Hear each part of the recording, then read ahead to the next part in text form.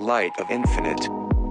When Dr. Martin Luther King asked Rabbi Everett Gendler to help him in Albany, Georgia, Gendler replied, "Even though my furniture had not yet arrived, I felt the need to respond to Dr. King's prophetic appeal to conscience."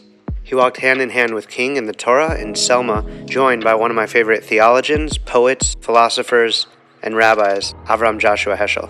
When Heschel was asked when he returned from the 1965 Selma to Montgomery voting rights march with Dr. King, "Did you find time to pray?" he famously answered, "I prayed with my feet."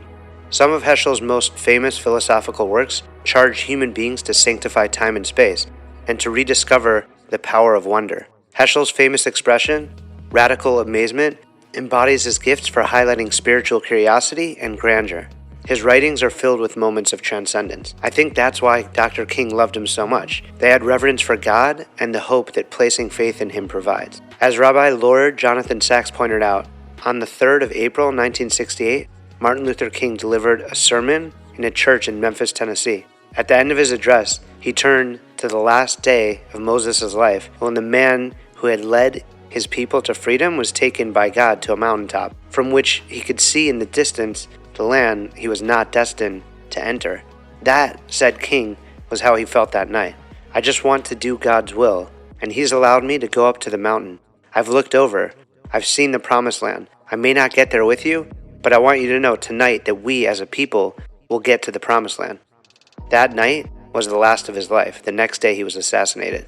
At the end, the still young Christian preacher, he wasn't even 40 yet, who had led the civil rights movement in the United States, identified not with a Christian figure, but with Moshe, with Moses. Years later, Gendler was asked, "What do you see as some of today's most formidable challenges?" And he answered, "One of the challenges is to find the inspiration to rise above our smaller personal issues and to try to include all of us in a common struggle for justice.